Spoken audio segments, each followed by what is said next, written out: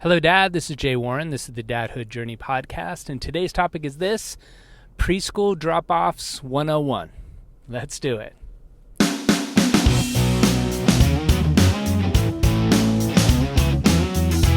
Hi, my name's Nico, and you're listening to my dad, Jay Warren. This is the Dadhood Journey podcast. Thanks for listening.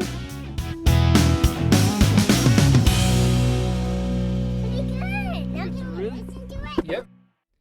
So this is back to school week in my neck of the woods. I don't know if it is right now for you, Dad, or at the time that you're listening to this. It might not be the same time that I'm recording it, but this is back to school time, and Nico started back to preschool this week. I did a previous episode about the Boohoo breakfast, about kind of transitions and how tough it can be for kids with new school, new class, new teacher, or it might even be the first time that a kiddo's been going to school. So it's big. It's big for the kid. It's big for you as a parent, dropping off your kids with teachers. But today I wanted to talk about. I did an episode on this topic about a preschool drop-off encounter I had last year with Nico and how well Nico's teacher handled it and how much I learned. I did that episode on my other podcast, Healthy Births, Happy Babies. But in light of a couple conversations I've had with parents this week about how to do drop-offs, and I am not an expert, and I recognize this title of this episode is a little preachy and that I'm going to teach you the basics of how to do drop-offs.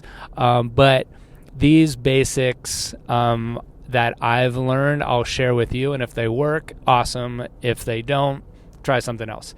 But what the school that we go to really encouraged from the beginning was in your drop-off, we definitely don't want to do the bait and switch. We don't want to do, if a kid's upset or having a hard time with the drop-off, don't try and distract the kid with something else of hey, look at all these fun things over here, and then you as the parent duck out of the room and bail, because that's, if they're already upset about being dropped off at school and not wanting to leave, and then they turn around and you've bailed, that's going to traumatize them even more. And I definitely felt that way, and I was so glad that the school was talking about that as a strategy not to do, because it makes things worse. So what they did say, though, is that if they're having a hard time, you staying forever, trying to get them to a point where everything's perfect isn't going to work either, because they're not learning that there's the drop-off and that there's a process and that they're safe. And logistically, you got to get going to wherever you need to get going, to work or wherever.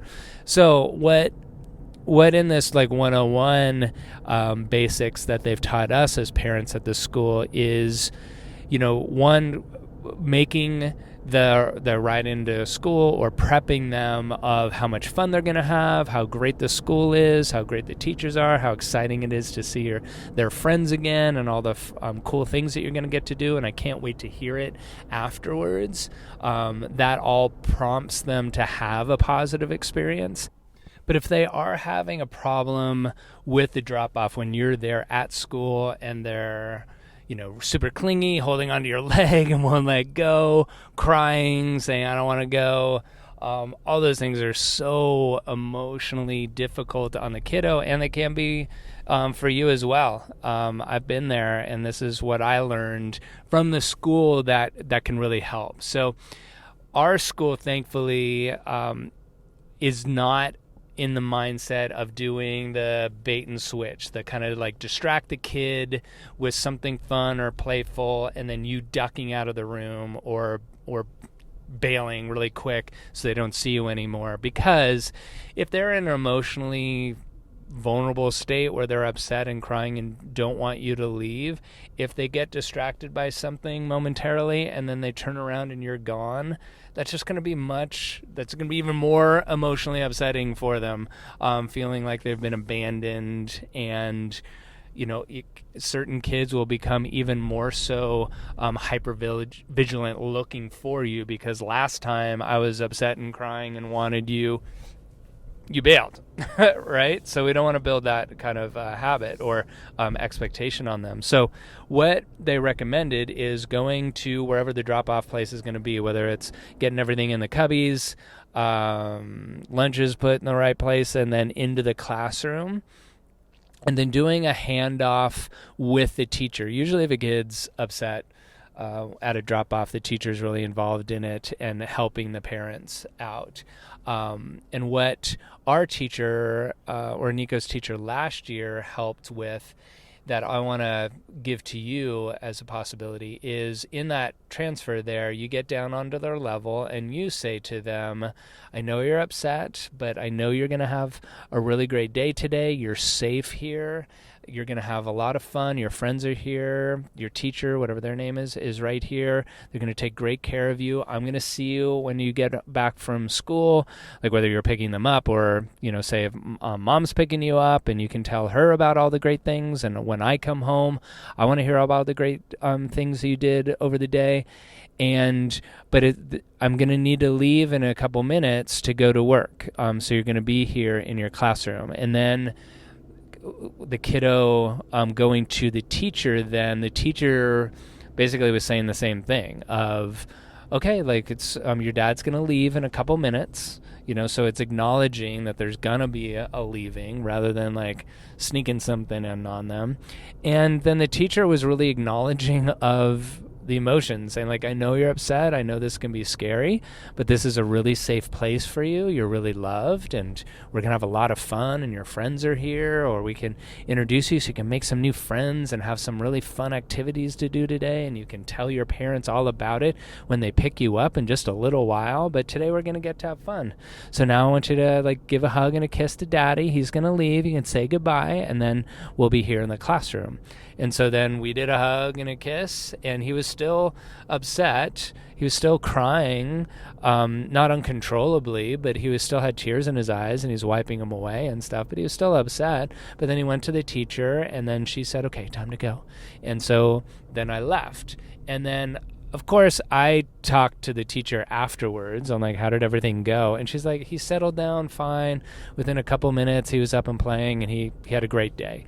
And I believe her. I'm sure us as parents, we just want to hear that our kids did fine. And at the same time, I trust that he did do fine, because they're not going to keep a miserable child there. They're not going to like put them in a lock and key if they're crying the whole time. They're going to call and say, hey, he's having an upset. Like, is something we can do?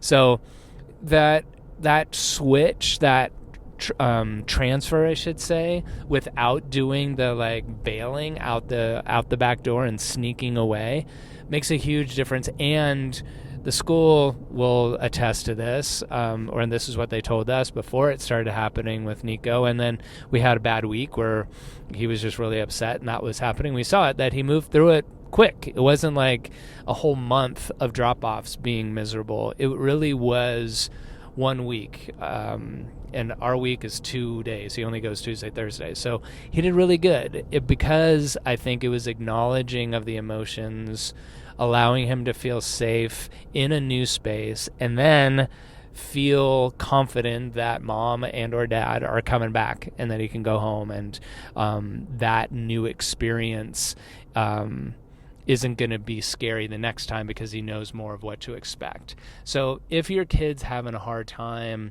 with drop-offs, and sometimes that happens the first week of school, sometimes it happens delayed, like Nico, like this experience that we had, it was a month after he started school there. So it's very, very surprising. And apparently that's not unusual, that after a while they realize, okay, this isn't like a new thing. I still get dropped off. And we work through it. So if your kid's having that challenge, no, it's super common.